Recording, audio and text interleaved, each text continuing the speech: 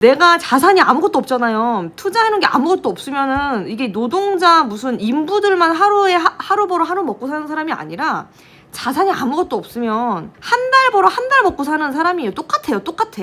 아파트를 하나 해 놓으시고 그러고 집을 하나 더 하든 코인을 추가로 하든 이렇게 가시는 겁니다. 이게 가장 베이직이야. 베이직. 처음부터 서울의 뭐 핵심 지역을 가겠다고요? 그래서 여러분들이 지금까지 집이 없는 겁니다. 안녕하십니까 여러분. 돈이 없는 사람들이 신축 아파트에 멀쩡한데 뭐 수도권 서울 뭐 핵심 지역이나 그런 데까지는 아니지만 그래도 2기 신도시 역세권에 30평대 조금 작으면 한 25평 정도 신축 아파트 사람 살만한데 상가 있고 걸어가서 지하철도 있으면 더 좋고 완전 역세권까지는 아니어도 버스로 한 10분 이내로 지하철도 있고 학교 다 있고 좀 멀쩡한 집들 있잖아요. 신도시. 그런 데에 신축 아파트 살 수 있는 방법. 제가 하는 모든 얘기는 다 저의 경험담을 바탕으로 이야기를 한 거고요. 이 수도권 신축 아파트를 사는 방법이 여기 이렇게 있습니다, 여러분. 제가 오늘 그것을 말씀드릴 건데 저는 누구나 다 알고 있는 줄 알았습니다, 이 방법을. 그렇지만 생각보다 그렇지 않은 것 같다라는 그런 생각이 좀 들면서 제가 이 영상을 찍게 되었고요. 이 영상은 제가 85년생이고 나이가 이제 만으로 39살인데 제 아주 친한 친구가 있는데 돌싱이 되어서 혼자 아이를 키우고 있는 친구가 있는데 그 친구가 이제 아직 집을 못 샀으니까 저한테 이제 그런 거에 대해서 좀 이렇게 물어보기도 하고 하더라고요. 근데 아무래도 당연히 관심이 있을 수밖에 없겠죠.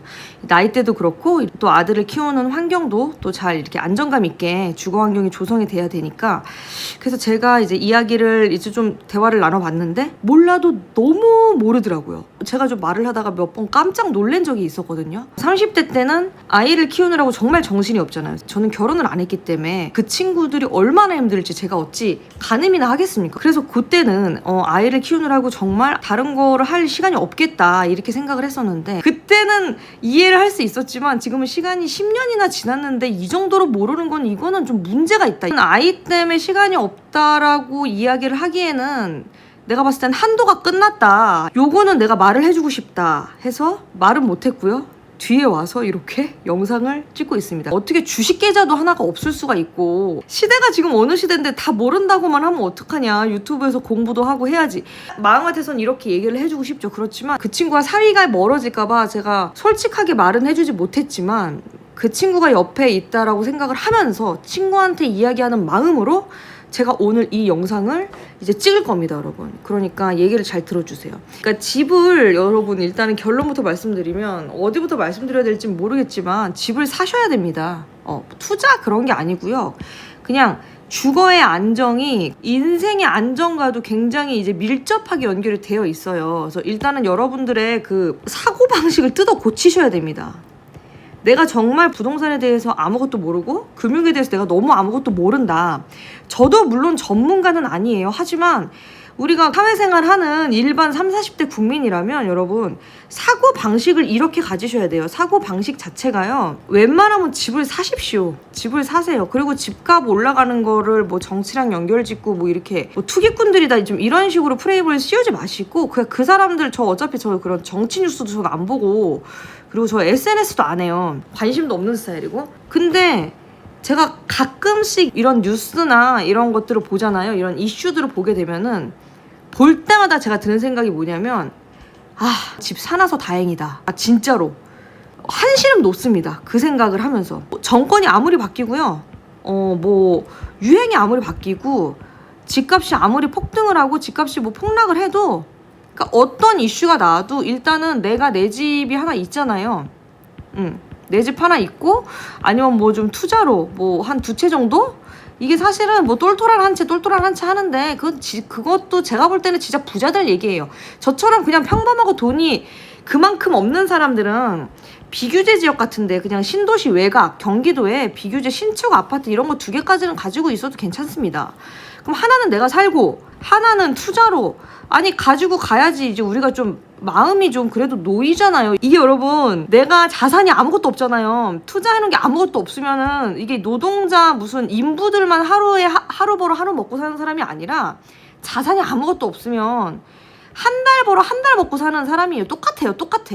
한 달 벌어 한 달 먹고 사는 사람. 그래서 반드시 이 자산이 있어야 되는데 거주하면은 일단은 한시름 놓쳐. 다행이다. 요거 다행이다고. 여기다가 내가 플러스 요 투자하는 이제 집까지 있으면 더 다행이다.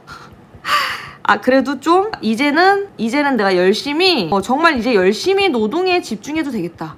오히려 여러분, 오히려 열심히 내가 월급 받고 회사 열심히 다니고 뭐 열심히 운동하고 열심히 공부하면서 내 몸값 조금씩 올려가면서 굉장히 안정감 있게 월급 가지고 저축도 하고 이렇게 할 수 있어진단 말입니다. 요렇게 되면은 그러니까 거주도 있고 투자 자산도 있고 뭐 집이 될 수도 있고 이건 주식이 될 수도 있고 코인이 될 수도 있겠죠. 그런데 여기까지는 고사하고 요거는 집을 사고 난 후에 그 이제 다음 얘기니까 요거는 이제 다음 얘기고 일단은 요거 말씀드리기 전에 그럼 하나 더 말씀드리는 게 이런 사람들 있잖아요. 그럼 나는 집은 없는데 무슨 주식만 있어, 코인만 있어.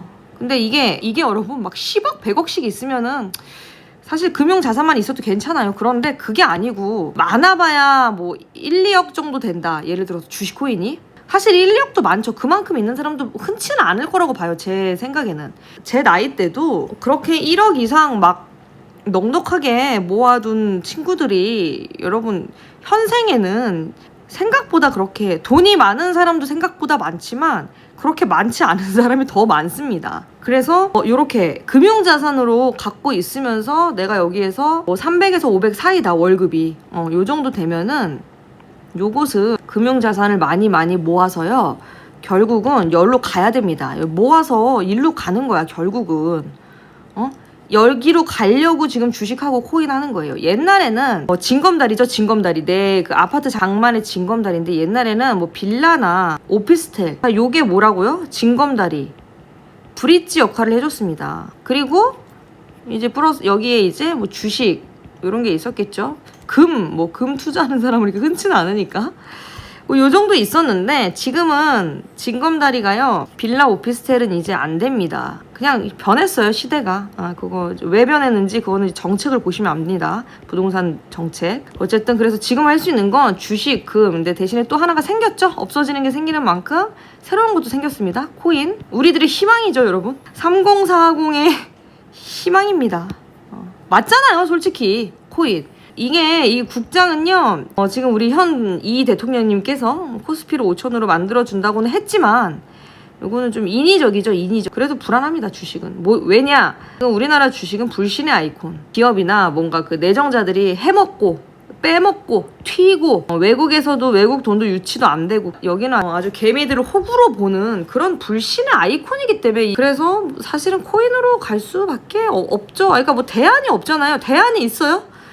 나는 정부에서도 줬으면 좋겠어. 그러면 집을 투자하지 말아라. 그러면은 대안을 달라고요.